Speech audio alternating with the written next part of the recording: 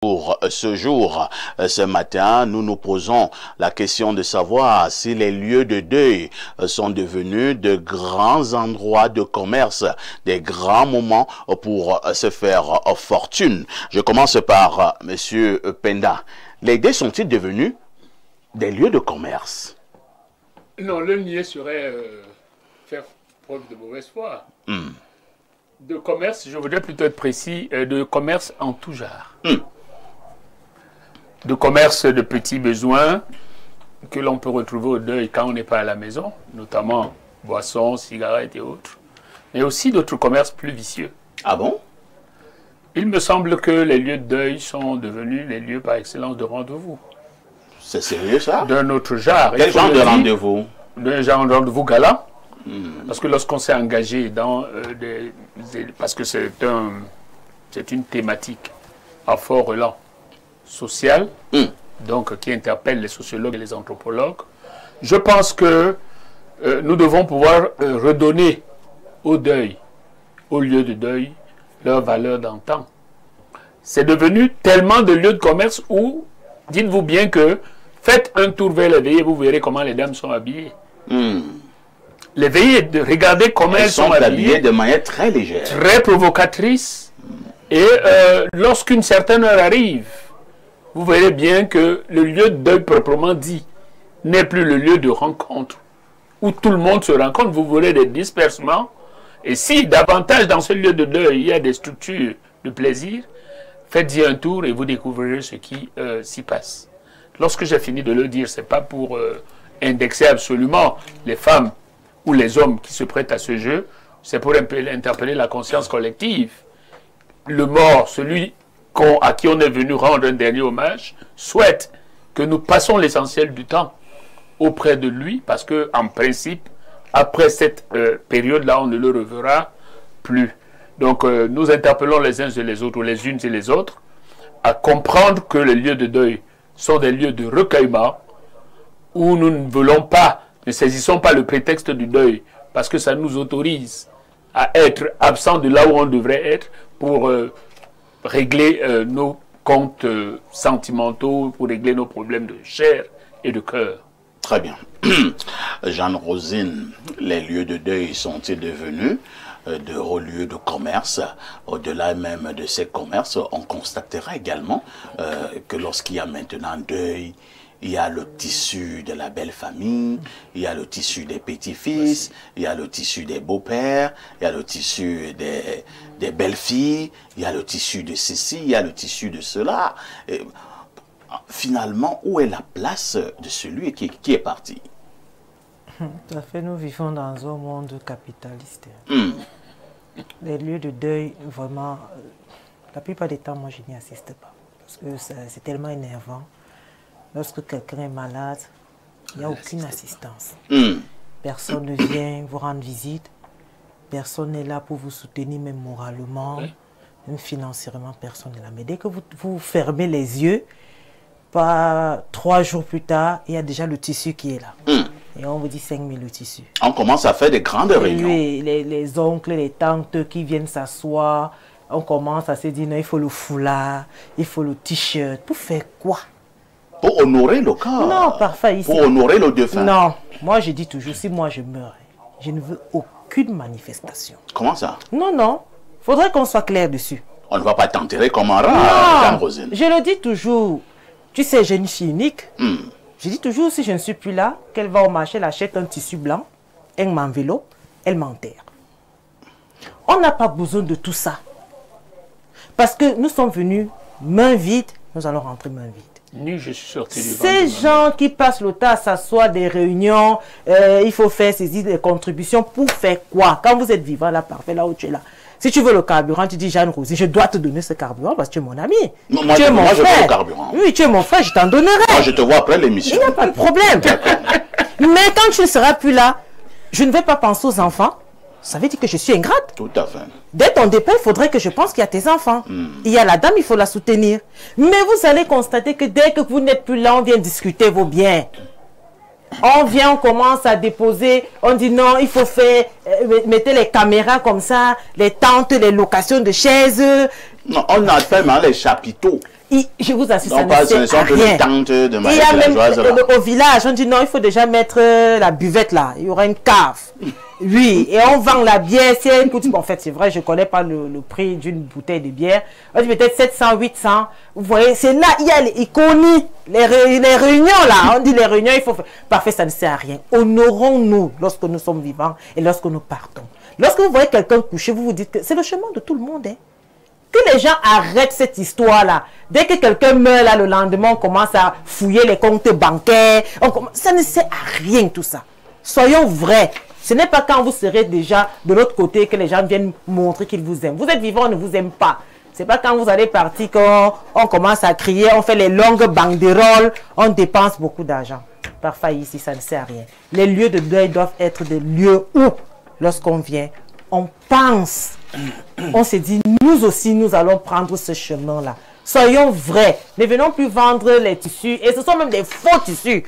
Oui, les tissus parapluies. Vous ne pouvez pas trouver un tissu qui est constant. C'est quoi un tissu parapluie? Ah oui, parfois ici, c'est léger. Lorsque vous voyez le tissu, si vous avez une femme, si elle n'a pas mis un jupon à l'intérieur, mais tout ça est exposé. Mais les gens le font. Des t-shirts, 2 jours après, vous avez lavé, c'est le col qui vous retrouve de l'autre côté.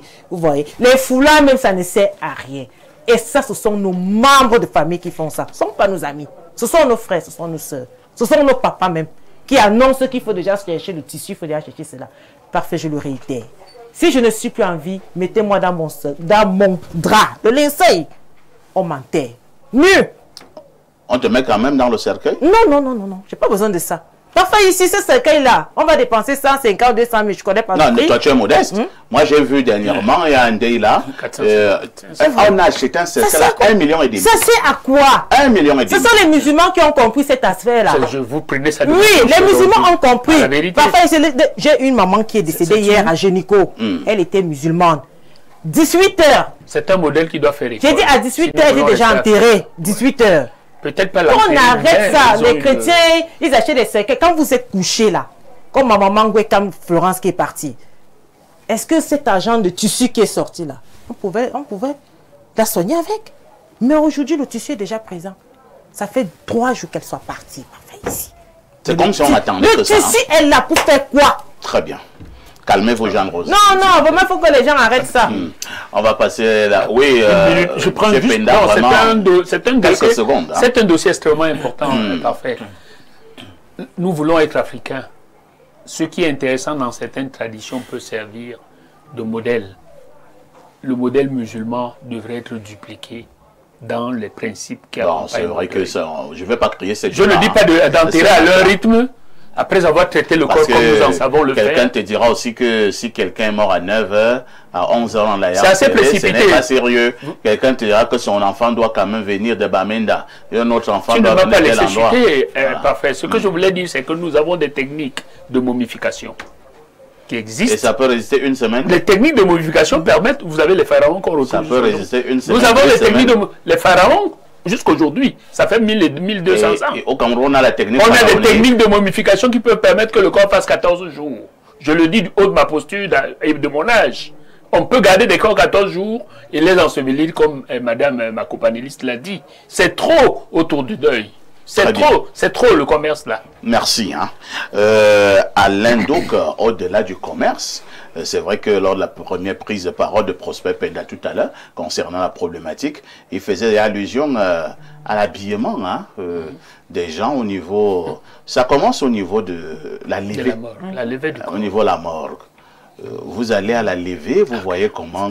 Surtout les femmes. Comment elles sont habillées. Vous vous posez la question, nous sommes en boîte de nuit, nous sommes à la plage, ou bien nous sommes à un lieu de deuil qui devrait en principe être un lieu de recueillement. Parfait. Quel abcès. On va crever. Je suis sûr que pour le temps imparti, on ne réussira même pas. Non, tu ne vas pas soutenir une thèse. Non, simplement pour dire que quand on dit là, les deux sont-ils devenus des lieux de commerce, tu vois? Dans le commerce, on voit activité de vente, d'achat, on voit transactions, mais il y a aussi le sens figuré. On voit activité ou pratique malhonnête. Ouais. Malhonnête. Et finalement, le deuil, ce n'est que ça dans notre contexte. On s'est excentré. des réalités anthropologiques du deuil. Parfois, il y a un minimum de contrition liée à la perte d'un être. Et cette contrition-là, elle est commune à presque toutes les civilisations. Mais maintenant, on a l'impression que de plus en plus, on se démarque de la contrition. Il y a l'aspect événementiel et même réjouissance qui donne l'impression de vouloir s'imposer. À tel point qu'on se demande, mais est-ce que c'est un événement malheureux ou c'est un événement heureux? Justement, puisque nous sommes dans l'événementiel, je reviens à ce que tu disais. Mais c'est la grande parade, non? C'est là où chacune va chercher à sortir le dernier modèle de son styliste, son chapeau comme ça, hein, tout noir. On se croirait à Hollywood. C'est très compliqué, parfait. Le deuil, c'est maintenant l'occasion, non seulement de ces parades, mais de démonstration de puissance au sein de la famille. Parfois, ici, c'est le plus grand journaliste, le plus grand homme de la famille devra démontrer en ce moment-là que vous, là, vous êtes, comme on dit au quartier, les petits nyama nyama. Hein? Quand on va commencer à cotiser là, oui, toi, tu dis que tu donnes quoi? Non, il fait rien là, il fait rien. Moi, je vais donner tant. Donc, ça devient une démonstration de puissance où, Jeanne le disait, c'est-à-dire que c'est puissant même de la famille. Pendant que la personne, son frère, vivant, on n'a pas besoin de son aide, parfois on l'a ignoré royalement. Exact. Mais une fois morte, alors là on va démontrer qu'on est puissant dans la famille. Pourtant la puissance en question était sollicitée, était attendue, du vivant, du mort, on ne l'a pas eu. Maintenant, c'est la grande parade, les grandes démonstrations. On veut manger. Je dis, vraiment, quand on est dans la condition, est-ce que l'enjeu même, c'est manger? En même temps, également, Alain, ça c'est vrai. Dans nos villages, tu imagines de venir tenir un deuil. Et après, les gens ne mangent pas. Tu n'as pas quand tu rentres dans le deuil. Tu ne vas même pas arriver à la maison. Tu ne vas pas rentrer chez toi. Non, allez.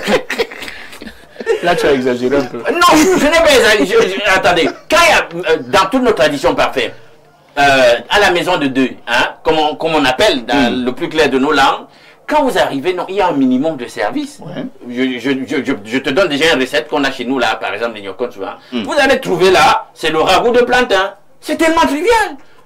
Hein? Non, le ragoût de... Chez nous, on ne mange pas des choses comme ça. On mange le porc, le bon poisson, le bar, longue tête. Il y a les chèvres. C'est quoi cette histoire des ragoûts de plantain? Voilà. Mais tu vois donc qu'on va sortir donc du schéma ragoût de plantain à la viande pour maintenant développer des menus. Oh, le traiteur s'est monté, c'est descendu. Ça devient une grande fête qui finalement contraste un tout petit peu avec la condition qui est attendue d'un événement funéraire. C'est quand même un homme qu'on perd. Et je pense que quoi qu'on dise, bien, ils vont vous dire parfois c'est la célébration de vie, mais le plus clair des morts que nous avons, on a parfois des gens partis trop tôt. Ouais, mais le train de nous-mêmes, que ce soit pour une matriarche ou un patriarche, on se rend compte que même quand c'est quelqu'un parti précocement, la logique est la même. Qu'est-ce qui explique cela? Donc on est piégé donc maintenant par la logique mercantilisme inhérente au capitalisme. Parce que c'est la grande occasion de vendre. Les pompes funèbres vont vous donner des prestations parfois surtaxées sur le moment parce que faut vous prendre, vous n'avez pas le choix. Hein. On vous tord le cou parce que d'une manière ou d'une autre, tu devrais acheter un cercueil. Merci. Hein. Voilà, une robe, etc. Docteur Lemeu, nous qui allons dans des deuils pour en faire des grandes parades, nous qui allons dans des deuils pour de l'exhibitionnisme, nous qui allons dans des deuils pour manger, boire et saouler, nous qui allons dans les deuils pour chercher les femmes, par moments même les femmes des autres, est-ce que nous ne devons pas nous dire que c'est monsieur ou cette dame qui est couché, hier elle était comme nous, demain nous serons comme elle, ou alors comme lui qui est couché?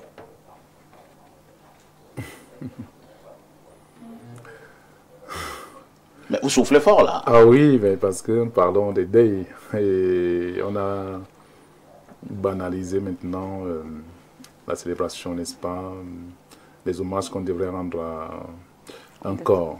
Et ça manque de mots. Si nous pouvons dire quelque chose, on va dire, ben voilà, on ne prie plus, hein, on n'a plus la foi tout commence par la prière, la foi. On minimise maintenant certainement la présence de Dieu dans nos vies. Et ça fait que on ne respecte plus le mort. Parce que comment se déroulaient les deuils à l'époque? Encore qu'on avait même d'ailleurs peur quand on entend parler de deuil d'un corps. Ça faisait peur. Le village était calme. Très calme. Là où il y avait le deuil, c'était vraiment... L'air était grave. C'était grave. Et c'était le recueillement tout simplement. Et maintenant, vous allez voir que quelqu'un qui est décédé, vous allez passer même devant cette maison-là, cette famille-là, on ne sent plus qu'il y a un deuil. Hein? Oui. Même ouvrir les portes, allumer, par exemple, faire le feu le soir, ça n'existe plus. Et les voisins également peuvent vaquer à leurs occupations alors qu'il y a un deuil à côté, tu vois. Donc tout commence, n'est-ce pas, par le moment où la personne est morte. Et maintenant, le jour de l'enterrement, c'est l'accomplissement de ce qui a été fait tout le long, n'est-ce pas, de ce deuil-là, le programme. Et les programmes qu'on a adoptés aujourd'hui où quelqu'un est décédé, on attend un mois, on attend 2 semaines, on attend 2 mois, 3 mois et tout. C'est pourquoi faire. C'est pour préparer dignement le deuil. Préparer dignement le deuil comment? On doit accompagner la personne avec les honneurs. Vous voyez même certains même qui font ça après. Vous allez voir la veille même. Hein, donc ils ont mis la levée de corps tel jour. Et on commence à vous dire qu'il n'y a pas encore de cercueil. Ce corps a déjà fait 1 mois à la mort. Pourquoi? Parce qu'on compte sur XY. Non, mais faites votre deuil. Quand quelqu'un est décédé, faites votre deuil avec vos moyens tout simplement. Vous n'avez pas de moyens, allez enterrer le corps. Et qui a dit que pour enterrer un corps, il faut des moyens? Il ne faut pas de moyens. Et c'est ça. Donc, je pense que chaque individu doit d'abord préparer son propre deuil. Oui. Chaque famille doit également instaurer, n'est-ce pas, aux autres comment faire leur deuil. Si on se met à suivre les autres, et les autres viennent là tout simplement parce qu'ils viennent se moquer de vous. Et ils viennent là pour demander à manger, à boire. Même au niveau de la famille, même nous qui sommes des bêtis, voyez-vous, c'est pas parce qu'on a cette habitude de dire que oui, on aime recevoir, on aime donner, non. Si vous n'avez pas de moyens, et si vous n'avez pas été assisté, et si vous n'êtes pas également, n'est-ce pas, dans une solidarité quelconque familiale, vous pensez que les qui viendront, n'est-ce pas, pleurer dans votre deuil? Personne ne viendra pleurer. Tel que vous avez passé le temps à vivre dans l'arène, vous vivez dans l'arène régulièrement, mais ceux qui viendront également vont venir se moquer de vous. Ils vont donc justement s'habiller comme des jeunes filles. De manière indécente. Oui, ils vont le faire. Ils viendront également faire le commerce à côté devant votre cour pour vendre, n'est-ce pas, la bière. Oui. Là où il y a amour et harmonie, là-bas, le deuil se passe vraiment également avec recueillement. Oui. Et ce n'est pas n'importe qui doit venir au deuil aujourd'hui. Parce que les gens n'ont plus d'amour. Il n'y a plus de sympathie. Oui. Il n'y a plus de solidarité. Donc, on ne rate pas un deuil parce qu'on a vu des gens. S'il n'y a pas de sympathie, n'est-ce pas, d'amour et autres, qu'on ne vienne pas, par exemple, honorer quelqu'un qui a perdu quelqu'un, un membre de sa famille. Qu'on fasse le deuil tout simplement parce que nous savons que ceux-ci sont là, n'est-ce pas, pour plairer, pour, n'est-ce pas, compatir. Oui, très bien. Ça. Merci, hein, docteur Oleme. Christine Nga, dans le village de ma maman, hein, à Mvengue, là-bas, on a catégorisé les deuils. Vous savez comment ça se passe avant? Et quand c'est un grand deuil, on dit que c'est le 20 mai. Et quand c'est un petit deuil, on dit que c'est le 11 février. Votre commentaire? Parfois ici, on en rit, mais c'est triste. Hein. C'est triste parce que faire un commentaire, c'est vraiment, je n'ai pas de mots. Qu'à cela ne tient, ce que je veux dire, c'est vraiment le deuil est devenu un endroit vraiment d'enrichissement. Je vais vous prendre un exemple. J'ai une de mes filles, elle n'est pas au Cameroun et elle a perdu ses 2 parents en espace de même pas 3 mois. Oh là là. Et elle s'est vraiment, la famille lui a dit, si tu vois que tu ne peux pas venir avoir l'argent, tu n'es même pas obligé de venir. C'est pas ta présence qui est importante. Oui, il faut envoyer l'argent du billet là, on peut enterrer. Vous voyez jusqu'où on peut aller, jusqu'où vous ne voyez pas la douleur de l'enfant, et ce sont des familles, les parents proches, hein, vous ne voyez pas la douleur de l'enfant, vous lui dites reste là où tu es, mais envoie l'argent du billet, ta présence n'est pas nécessaire. elle vient de perdre ses parents. Vraiment, c'est triste. Donc le deuil est devenu vraiment, on a essayé on veut s'enrichir derrière le dos des enfants qui perdent leurs parents, on veut s'enrichir derrière le dos d'un ami qui perd son parent, et c'est pas une bonne chose. La société perd ses valeurs, et l'amour, on devrait cultiver l'amour, parce que quand il y a amour, on pense à la douleur de l'autre et on ne pourrait pas pousser, on ne peut vraiment pas pousser le bouchon aussi loin au point où on essaye de banaliser la douleur de l'autre. Oui, il faudrait que les gens comprennent que le deuil, quand une personne perd un être cher, quand vous venez, c'est pour assister cette personne, c'est pour pleurer avec cette personne, c'est pour l'aider à surmonter sa douleur et non venir vous enrichir. Vous ne pouvez pas vous enrichir d'un deuil et penser que non, vous ne pouvez même pas être riche. Vous vous appauvrissez plutôt. Parce que cet argent que vous prenez et vous pensez que vous vous enrichissez, cet argent ne vous servira à rien. Merci, nous devons prendre conscience et essayer de se comporter. Nous devons nous comporter autrement. Je vais profiter aussi de cette occasion pour souhaiter mes condoléances à une amie très chère qui a perdu sa sœur, Madame Eyoum. Elle a perdu sa sœur qu'on appelait affectueusement Mamie. Vraiment mes sincères condoléances. Que son âme repose en paix. Nous repartons du côté de notre messagerie. Bonjour, Perfecto. Rosine a parfaitement raison. On est venu sans caler et on va partir sans caler. Ça me rappelle la chanson d'un artiste musicien. Une chanson que j'aime bien. Après le deuil, on retrouve les présos dans la broussaille, dans les kiosques de Callbox. Ah bon? Après le deuil, on entend les gens se plaindre qu'ils n'ont pas mangé et bu. Bref, les lieux de deuil sont devenus des moments d'exhibition, d'hommage. C'est Christian de Douala qui envoie cette contribution.